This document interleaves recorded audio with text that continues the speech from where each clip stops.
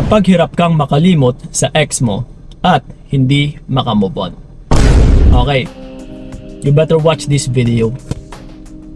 Na kung nasa situation ka man sa ngayon na parang ang hirap makamove on and still parang ang hirap ding makalimot sa ex mo, sa totoo lang utol is meron po kasing pinakaugat yan. Walang iba kapag ikaw ay nag-e-expect na magiging okay pa kayo. Yeah. Kasi dyan na rin papasok na mas lalo kang magiging responsive sa kanya or i-entertain mo pa siya.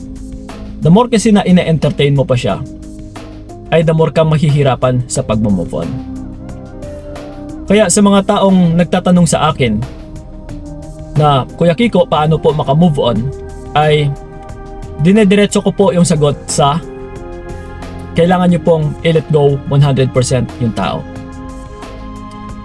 So sa ginagawa mong pag-expect or pag-hope na baka magiging okay pa kayo, ay pasok pa rin po yan sa 100% na hindi mo siya nile-let go. Ibig sabihin may percentage pa rin na ikaw ay kumakapit, na hindi mo siya binibitawan 100%, na ayaw mo siyang pakawalan 100%.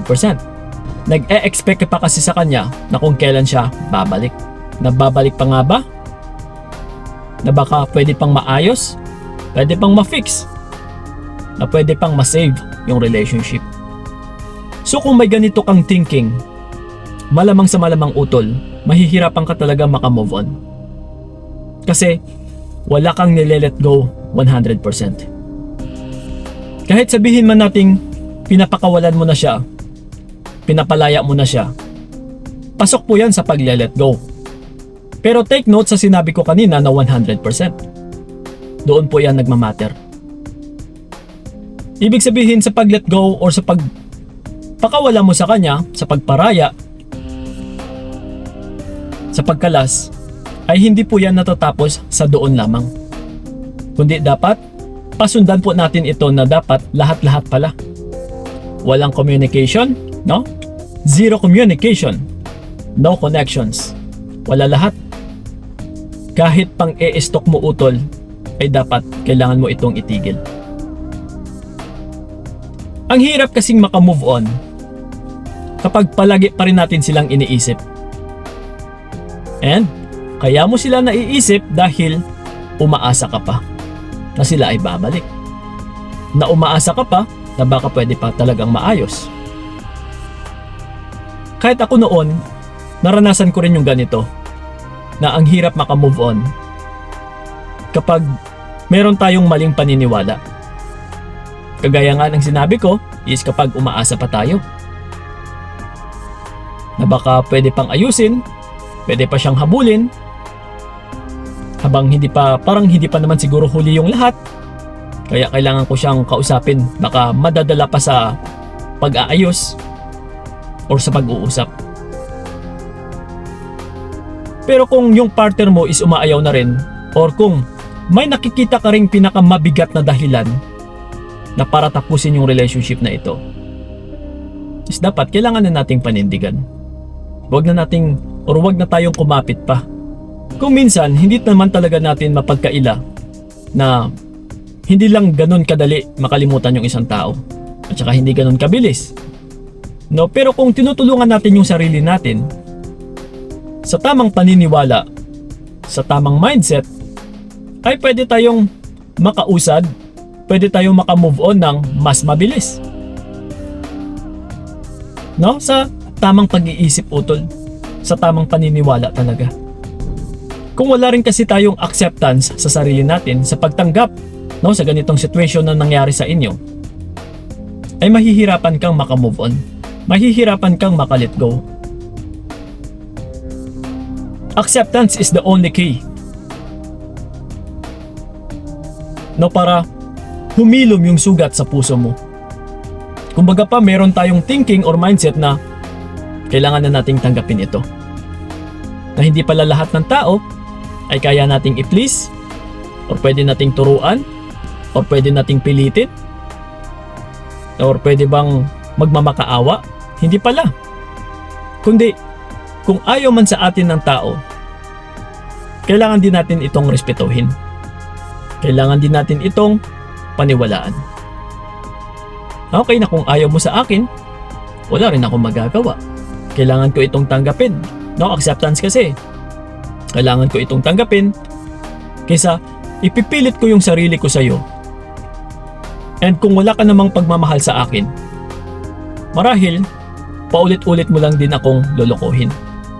And marahil, makakagawa ka lang din ng isang bagay na hindi ko magugustuhan kasi hindi mo naman ramdam kung ano yung nafe-feel ko. Dahil wala ka namang pagmamahal sa akin. Yeah, acceptance, utol. Yung iba nga dyan is, sa totoo lang, hindi sila nakaka-move on kasi dahil yung iba ay humahangad ng closure. Ako bilang isang coach, hindi ko po nire-recommend talaga yung closure na ito. Kasi ang dami pong humahangad ng closure at saka yung nangyayari is nauuwi lang din sa wala. Nagiging sila pa rin, nasisira lang yung fix na desisyon mo na ayaw mo na sana, and mas lalo lang kayong maguguluhan. Yung iba pa dyan ay dito pa nabubuntis. Oh my God. O yung iba kasi nagkakaroon ng closure sa hotel pa. Kaya kung minsan, no, sa mga humihingi ng advice sa akin, Kuya Kiko, gusto kong meron kaming closure para maging mapayapa na rin yung pag-iisip ko. Pero gusto niya kasi sa hotel eh. So sabi ko, sige, bye. Bahala ka nga dyan, good luck. No? So, sa akin kasi, ayaw ko talaga ng mayroong closure. Kasi, hindi rin natin matuturuan ng leksyon yung tao na ito eh. Dahil nagkaroon kayo ng kasunduan, meron kayong magandang hiwalayan o pag-uusap. Na instead paparusahan natin sila na nagkahiwalay kayo, na meron siyang katanungan sa kanyang isipan na walang sagot. Curiosity. So sigurado hahantong po yun sa realization. Pero kung yung mga katanungan sa kanyang isipan ay na-feed natin, nabigyan natin ng kasagutan doon sa pagko-closure ninyo, ay yung taong humiwalay sa'yo ay mabibigyan din ng kapayapaan. Wala. Hindi na natin siya nabibigyan ng kaparusahan. Wala na siyang marirealize sa sarili niya na meron siyang mga pinaggagawang mali. Kasi, nag-usap na kayo, okay na eh. Oh. See? At saka, syempre, didepensahan din ng taong ito yung sarili niya. No, kung hahangad ka ng closure, wala ka pong makukuhang matinong sagot dito or totoong sagot galing sa kanya. Babalik na rin niya lang lahat-lahat, utol. Bibilugin ka lang. Hindi niya rin pwedeng sabihin na iko-corner niya yung sarili niya sa'yo. No. Sasalbahin niya pa rin yung sarili niya. At saka after ninyong mag-usap, ikaw pa ngayon ito yung makokonsensya. Mas lalo kang maguguluhan, mas lalo kang mae-stress. Kaya please, sa closure, tanggalin nyo na rin ito. No? Kailangan talaga is i-let go ninyo yung tao 100%. Dahil dyan pa lang po yan magsisimula yung pag-move on mo. Biruin mo ha, dyan pa lang magsisimula ang pag-move on mo. Ibig sabihin, kahit ni katiting na may tinira kang 1%, no, na hindi mo siya nilet go mo nga siya 99%, pero may tinira kang 1%, kagaya na lang ng pang-e-stop. Hindi magsisimula yung pag-move on mo. Nagigets? Dapat pala buong buo. Now, once na inatrasan mo siya, tinigilan mo na siya, wala ka nang pakialam sa kanya 100%, dyan na magsisimula yung pag-move on mo. Dyan ka na maghihil ng padahan-dahan. Okay? Gradually po yan. Wala pong instant na pag-move on. Okay? So acceptance is the key, mga utol. So yun lang po. No? Nandito lang tayo sa mga naguguluhan dyan. Huwag po kayong mabahala. I-follow nyo lang po kami sa aming FB page. And dito na rin syempre sa YouTube at saka sa TikTok. No? Payong kaibigan ni Kiko pa din.